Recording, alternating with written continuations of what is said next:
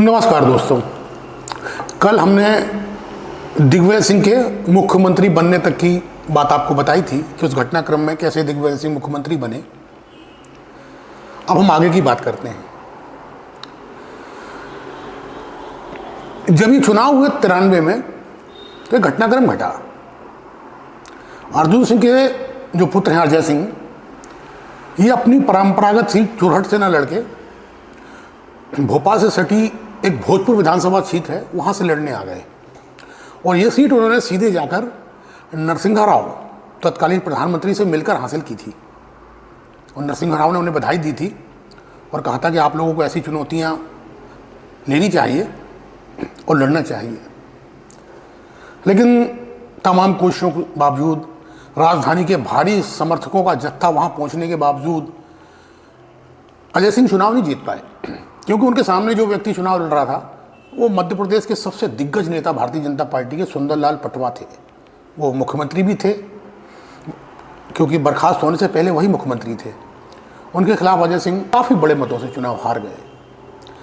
अब सवाल उठा कि इनको कैसे क्या किया जाए, तो उनको निगम मंडल का कैबिनेट मंत्री का दर्जा देके उनको मंडल में चेयरमैन बना दिया गया। अगले चुनाव 1998 में हुए। आशा के विपरीत दिग्विजय सिंह ने इसमें अच्छी खासी जीत हासिल की। फिर इसी बीच दिग्विजय सिंह के कार्यकाल में एक घटनाक्रम और हुआ। जो केंद्र में मंत्री थे अर्जुन सिंह जी, उन्होंने राम मंदिर मुद्दे के ऊपर, जिसमें बाबरी मस्जिद के धराशायी होने पर, अपने पद से इस्तीफा दे दिया नरसिंहा राव के विरोध के चलते।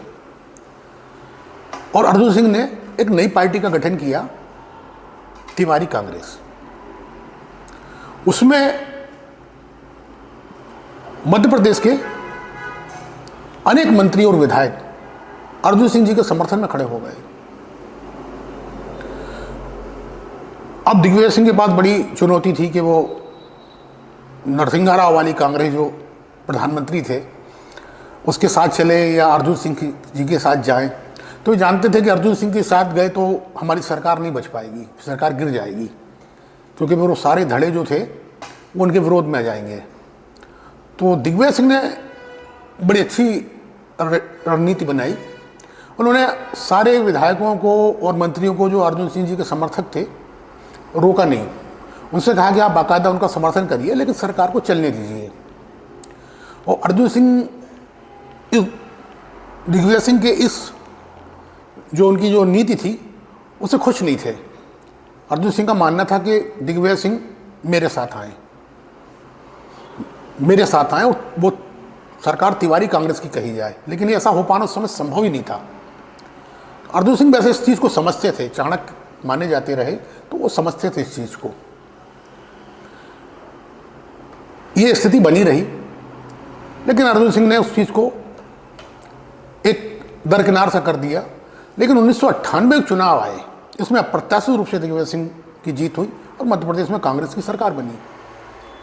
कुछ समय सरकार चली ही थी कि दिग्विजय सिंह के खिलाफ आवाज़ें उठने लगी, विशेषकर छत्तीसगढ़ से। इस आवाज़ को उठाने वाले श्यामाचरण शुक्ल नहीं थे।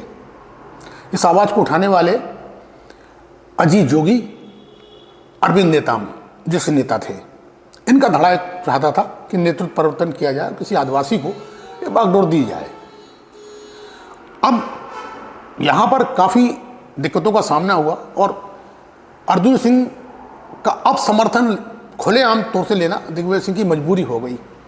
और घटनाक्रम फिर ये घटा कि सोनिया गांधी सीताराम केसरी कांग्रेस के अध्यक्ष बने। सीताराम केसरी जैसे कांग्रेस के अध्यक्ष बने, तो उन्होंने सारे पुराने नेताओं की वापसी करवाई जो उस समय पर कांग्रेस को छोड़ के चले गए थे। और उन नेताओं में अर्जुन सिंह और नारायण तिवारी जैसे नेता भी शामिल थे, बल्कि उनकी पूरी पार्टी जो है वापस कांग्रेस में मर्ज हो गई। अब दिग्विजय सिंह के सामने एक दुविधा पैदा हुई कि जो विद्रोह चल रहा है छत्तीसगढ़ से, इसका सामना कैसे किया जाए।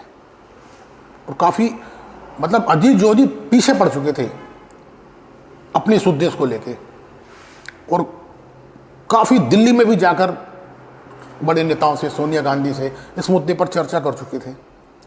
अब दिग्विजय सिंह के पास एक समस्या थी कि अब आगे क्या किया जाए।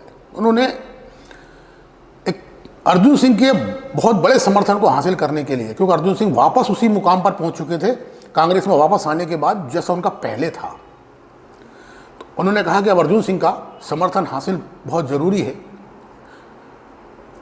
उन्होंने क्या किया कि अर्जुन सिंह जी की भी महत्वाकांक्षा थी अपने पुत्र को लेकर, क्योंकि उन्होंने अपनी विरासत अजय सिंह को ही सौंपी थी।